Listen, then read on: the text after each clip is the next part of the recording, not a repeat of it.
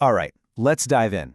We're going back to the 1990s, to this isolated farmhouse in Haryana. And this is a story about a haunting, but what's lurking in the shadows is something much, much scarier than any ghost. Yeah, that's exactly it. That's the question that sits at the heart of this whole thing. Because the answer, well, it's not what you'd expect. The terror here isn't about ghosts or spirits. It's about people. So let's set the scene. You've got this farmhouse, way out in the middle of nowhere. It belongs to a man named Raghav Malik. He's a rich businessman, lives in Delhi, and he and his wife, Mohini, they just use this place to escape the city now and then.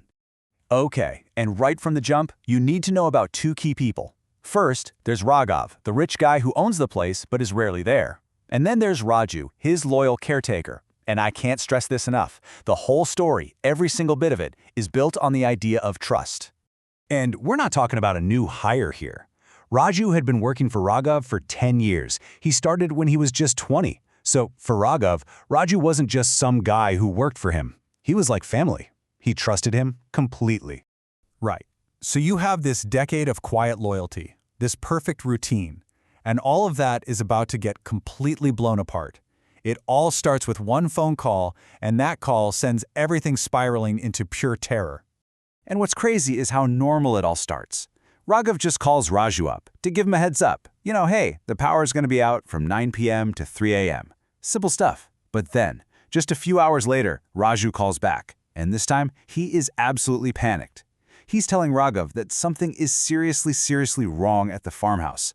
And listen to this. This is what he says. He's breathless. He can barely speak. And he tells his boss, "I feel like my death is standing right in front of me." I mean, can you imagine hearing that?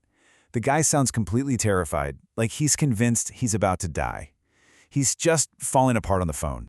So of course, Raghav is alarmed. He actually cuts a business trip short and drives straight to the farmhouse. He gets there the next evening and nothing. Just dead silence. And for the first time in a decade, Raju isn't waiting at the gate for him. The first sign that things are really off. Yeah, the vibe is just wrong. He starts looking around and he doesn't find Raju in the house where he should be. He finds him hiding, cowering in a dark corner of the stable, just shivering. And the story Raju tells him, it's something straight out of a nightmare. So Raju starts explaining what happened. It started with this feeling, like a strange presence was following him. Then he saw a figure out in the fields, just watching him through a window. But that was just the beginning. The real horror started when the lights went out at 9 p.m. sharp. This is where it gets wild. Raju swears that in the glow of his emergency light, he saw it, a tall woman with no head, just standing there. Now, Raghav is a practical guy, right? He's hearing this and thinking, okay, he's just stressed, maybe he's hallucinating. So he tries to calm him down and just goes inside to rest. But then, the story isn't about Raju anymore. It's about Raghav. Because at exactly 9 p.m., just like clockwork, the power dies. And suddenly, the house isn't quiet anymore. He hears laughter, glass breaking. He sees a shadow move down the hall. All of a sudden, Raju's so-called hallucination starts to feel very real.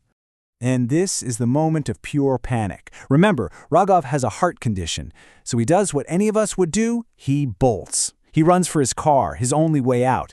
He gets there, fumbles for his keys, and they're not there. He left them on the bedside table. That dark, terrifying house he just escaped from, he has to go back in. You can just imagine his heart pounding in his chest. He forces himself back inside, into the darkness. He manages to grab the keys, but then he hears a sound from the kitchen. He creeps toward it, and then he feels it. Someone is standing right behind him. He spins around, and whatever he sees is so shocking, he just faints. Blackout. He wakes up on the cold floor. It's almost 3 a.m. He's dazed, but he hears a voice, a man's voice, on the phone. And what he overhears just changes everything. The man says, "Madam, I could only make him faint. Should I bury him in the fields?" And boom, just like that, you realize this was never, ever about a ghost. This was a setup. This was an attempted murder. And then, right on cue at 3 a.m., the power clicks back on. The lights flood the kitchen. And Raghav's mind is just racing, putting all the pieces together. He's not scared anymore. He's furious. He grabs a knife, gets to his feet, and turns to face the man on the phone. And it's Raju, The monster in the house, the headless ghost, the terrifying presence, it was all him. His loyal, trusted servant of a decade. The whole thing was a performance, an elaborate act to scare him to death. But here's the thing. Raju might have been the lead actor, but he definitely wasn't the one writing the script. And as if this couldn't get any more intense, at that exact moment, Raju's phone starts ringing. Raghav glances down at the screen, and the caller ID says it all. Mohini Madam, his own wife. So there it is. The whole conspiracy just laid out in the open.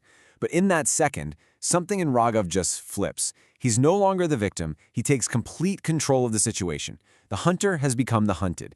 And he looks at Raju and calmly tells him to answer the phone. He's setting a trap. So now, while they wait for Mohini to arrive, the entire game changes.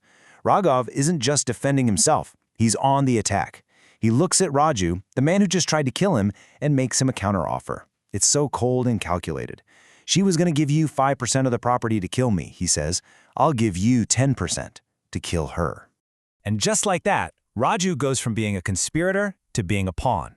A chess piece in this absolutely brutal game between a husband and wife. So when Mohini finally shows up, she's walking in so confident, thinking her plan worked.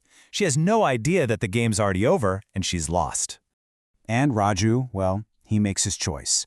Greed wins. He goes after Mohini, convinced that this is it. This is how he gets his 10%. He thinks he's just won, but he forgot who he was playing against. Raghav has one final, devastating twist left. And this is the checkmate. While Raju is probably still reeling, Raghav just calmly tells him that the property, the thing he just killed for, is worthless. Why? Because Raghav sold it a week ago. And the cover story? Perfect. The police report will say the servant and the wife were having an affair, and it ended in a murder-suicide. Raghav, the mastermind, gets to play the role of the poor, grieving victim. It's just such a dark story, and it really drives home that the monsters we should be afraid of aren't ghosts or demons hiding in the dark. So often, they're the people standing right next to us, the ones we trust. The real horror here wasn't supernatural at all. It was just good old-fashioned human greed.